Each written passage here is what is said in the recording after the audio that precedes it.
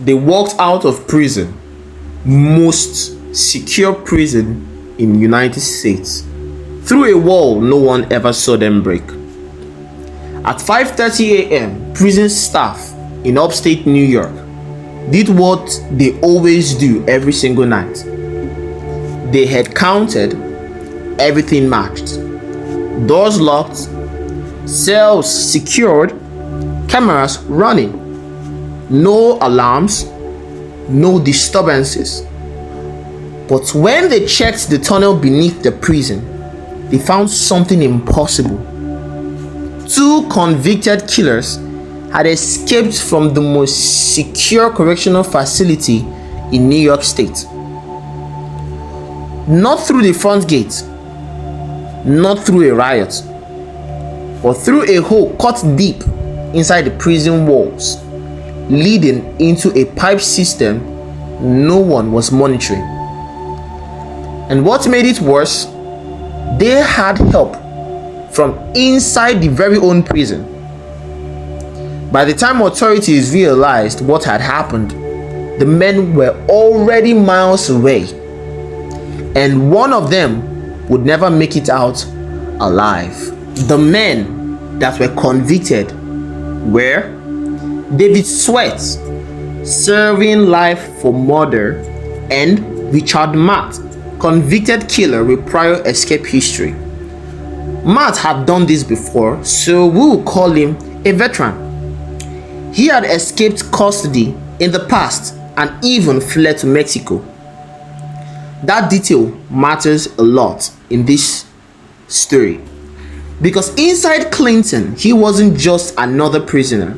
He was experienced, careful, patient, and watching everything. Over time, they noticed things. Pipes behind cells were accessible. Maintenance routes weren't always checked. Tools could be stolen from workshops, and some guards were predictable in routine. But what they did most was access, and that's where the system failed. Part 3. Inside help. This really plays a very big role. Investigators later discovered something critical. A prison employee named Joyce Mitchell, a civilian staff worker, had developed a relationship with the inmates. She eventually became part of their escape plan. She smuggled in hacksaw blades, drill bits, tools used to cut through steel. This wasn't a movie-style explosion escape. It was slow, quiet, and done and planned over weeks. Inside the walls of a facility that was supposed to detect everything, she betrayed her own system she swore to protect. Part 4. The tunnel. The inmates cut through cell walls, steel pipes, utility tunnels. They created a hidden passage behind their cells. Every night, guards did round, lights dimmed, movement continued as normal. But behind one cell wall, a tunnel was forming, layer by layer, metal by metal, until eventually they reached the underground steam pipe system beneath the prison. A maze of tunnels no regular patrol would inspect, and that became their escape route. Part 5. The night of the escape. On June 5th and 6th, 2015, they made their move. They crawled through underground pipes, narrow maintenance corridors, cold dark tunnels beneath the prison. Eventually, they reached an exit manhole outside the prison perimeter. Then they broke through and emerged outside the prison walls. No alarm sounded. At that exact moment, no immediate detection. No visual confirmation until hours later. By the time head count confirmed missing inmates, they were long gone. The first strange clues. When investigators first stepped into the Clinton Correctional Facility, after the escape was already confirmed, they expected chaos, maybe broken doors, signs of forced entries, alarms that failed. But what they found rather was controlled silence. The cells looked normal at first glance. Beds were made. Walls were intact from the front view. But something that really made sense later on was when the forensic teams began close inspection. They noticed something subtle out of place, Behind the cells, metal plates had been carefully cut. Pipes had been removed and replaced in a way that will delay detection. Tools had clearly been used over time, not just in one night. This wasn't an impulsive escape. It was rather a careful construction, weeks of work, and maybe even more. And that immediately changed the direction of the investigation, because now the question wasn't just how did they just escape, but rather who allowed them to prepare this long. Following the tool trail, investigators began tracing every single source of tools inside the prison. At a maximum security facility like the Clinton prison, inmates are not supposed to have access to metal cutting blades, power tools, drill bits, and industrial grade equipment. So every item had to be accounted for, but discrepancies appeared quickly. Inventory logs didn't match. Some tools were recorded as returned but never verified, used in maintenance but never documented, or simply missing without explanation. These raised a critical red flag. The escape tools were not stolen randomly. They were systematically introduced. That meant inside assistance was involved.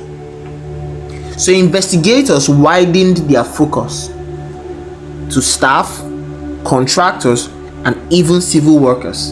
Anyone with access were involved. The name that appeared twice.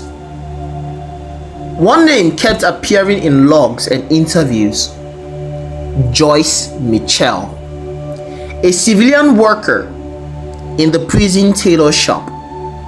Her role seemed seamless and harmless on paper. Sewing uniforms, handling inmates their clothing, minimal security clearance, But investigators found irregular patterns. She had unusually frequent interaction with both escaped inmates. She accessed restricted zones indirectly through workflow overlap. She made unauthorized communication attempts outside normal procedure. At first, none of this proved anything illegal, but it built suspicion. Then came the breakthrough through phone call records. The phone call records that broke the case. Investigators reviewed communications between Mitchell and the inmates.